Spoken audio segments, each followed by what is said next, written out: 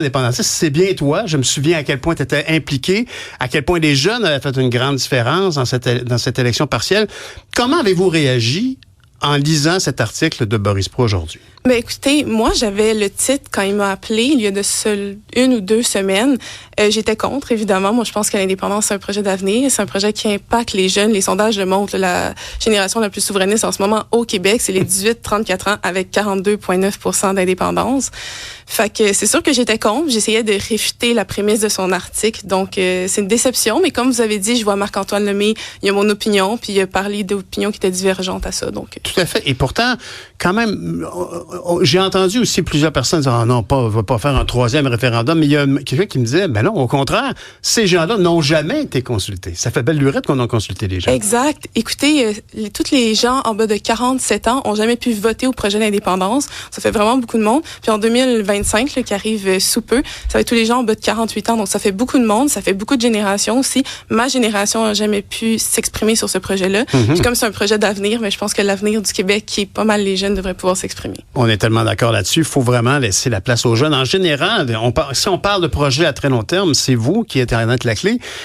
Quelle est votre lecture des grands enjeux? Pourquoi, par exemple, si on met en contexte, j'ai ouvert l'émission aujourd'hui en parlant de mon immense déception. Moi, j'ai fait de la politique, de voir qu'il y a des partis au fédéral qui ne parlent pas de la crise climatique. C'est quand même incroyable. Je veux dire, on vit les conséquences tous les jours. Comment le projet indépendantiste, comment les forces indépendantistes peuvent concilier ça avec des enjeux comme, par exemple, l'inflation ou la crise climatique? Mais premièrement, moi, je trouve que l'environnement, c'est une des premières incohérences entre le fédéral puis Québec. Tu sais, on parle des partis, tu sais, je parle à la Parti québécois, Québec solidaire, la CAQ, les libéraux, on est tous pas mal consensuels qu'il y a une crise climatique dans le monde. Ce qui est pas nécessairement le cas du reste du Canada. Non. Donc, premièrement, moi, je pense que c'est une bonne raison de faire le pays, là, sur cette question-là. Deuxièmement, vous parlez des sujets. Évidemment, on est dans une période assez particulière de l'histoire. Je pense aux jeunes générations qui vont avoir presque une difficulté incroyable à se trouver une propriété. On parle de la crise du logement, on parle de la crise climatique. Et moi, je trouve que c'est tous des enjeux qui nous permettent de réfléchir et de trouver une solution. Puis pour plusieurs jeunes, dans les universités, au cours de conversation, la solution, c'est l'indépendance. C'est une des raisons à ça. Est-ce que c'est, entre autres, parce que quand on se retrouve entre communautés d'intérêts plus cohérentes, ça aide parce que quand même le Québec se distingue à bien des égards du reste du Canada. Est-ce que pour régler des problèmes, on serait mieux de le faire à notre manière, même au niveau climatique? Mais oui, moi je suis certaine, tu sais. Puis au niveau climatique, au niveau de l'international aussi, ça nous ferait un levier de plus, tu sais. On aurait une table à l'ONU pour parler de comment nous on fait notre hydroélectricité, etc., etc.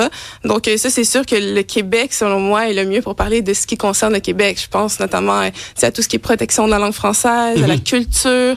Tu sais, au niveau de la crise du logement, on pourrait rapatrier certaines choses. Tu sais, les coupures des subventions de crise du logement là, avaient commencé au fédéral des libéraux de Paul Martin. Tu sais, c'est aussi ça qui cause le problème qu'il y a aujourd'hui.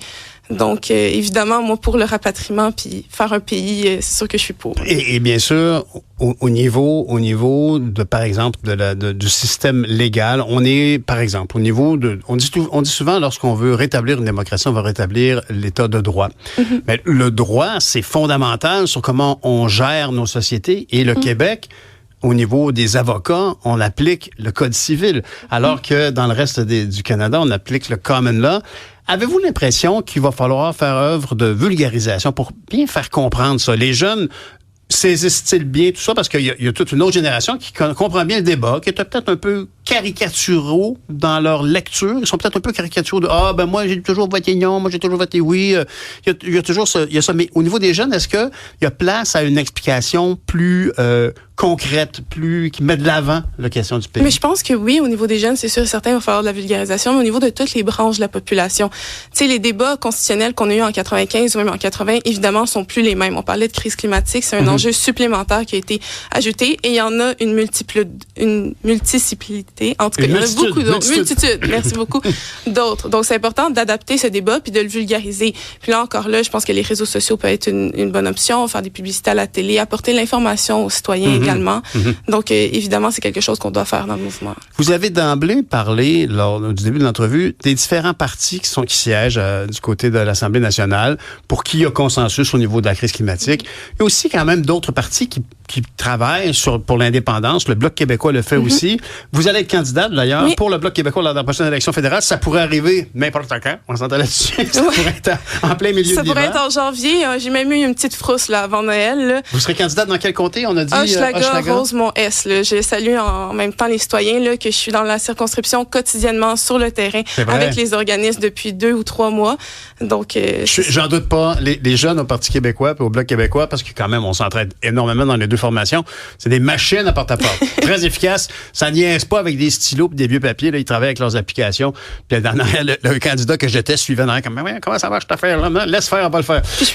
Félicitations, bravo pour votre implication. Mais au niveau d'exemples concrets, est-ce que vous n'avez pas l'impression que le chef du Parti québécois, Paul Saint-Pierre Plamondon, a marqué beaucoup de points, mais énormément de points avec la question du serment au roi pour une raison bien précise, c'est que tout le monde était d'accord, mais on s'en parlait pas. Exact.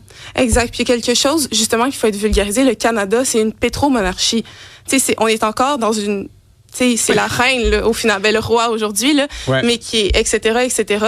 Donc, tout ça, ça a été important. Puis justement, c'est une vulgarisation de dire, écoutez, moi, quand je suis élu, je dois faire un serment au roi. On s'entend que ça n'a pas de bon sens. Là, en premier lieu, on devrait pouvoir servir les citoyens. Donc, c'est de mettre ça de l'avant. Au Canada, on est une pétromonarchie. Est-ce que ça concorde avec les valeurs des Québécois et des Québécoises?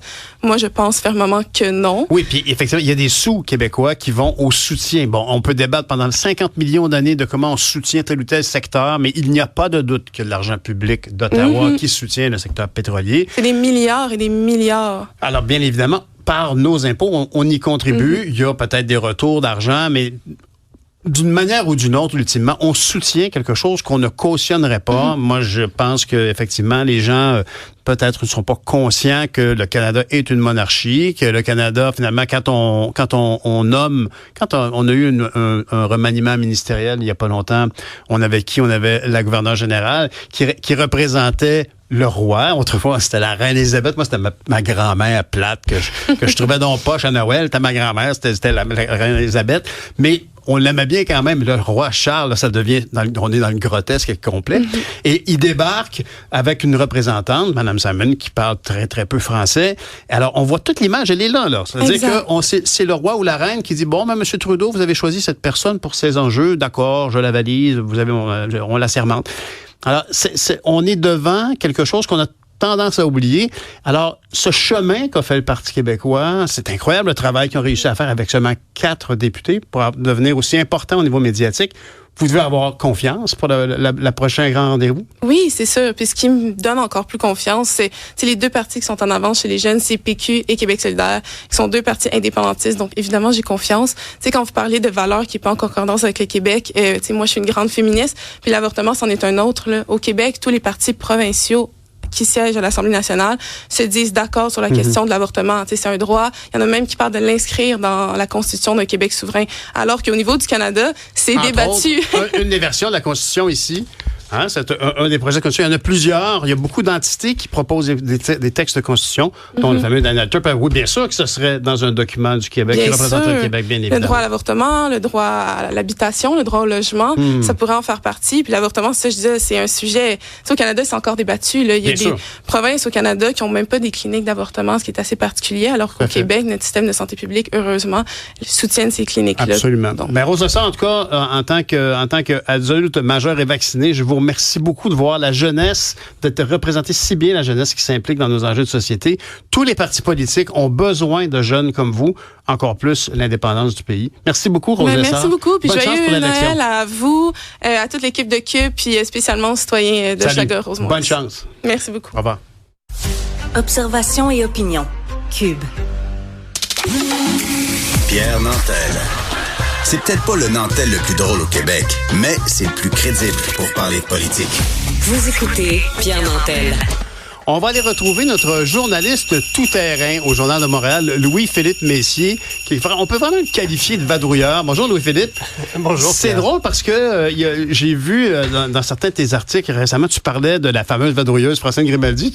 C'est être un vadrouilleur ou une vadrouilleuse, c'est vraiment explorer la ville, les lieux culturels ou d'affaires. Comment tu qualifies ça? J'ai beaucoup moins de barrières que Francine Grimaldi en avait. Elle couvrait la culture. seulement la culture, toujours, donc les arts, alors que moi, je peux aller partout. Donc, je peux... c'est encore plus vaste. Et ce matin, j'ai fait l'exercice de relire, là, mais j'ai pas tout relu. J'ai regardé mes 134 chroniques de l'année pour toi, pour t'en choisir. Ah, super! J'ai eu beaucoup de mal à t'en choisir 15. Oui. Je pense que toi, là-dessus, t'as encore épuré. Oui.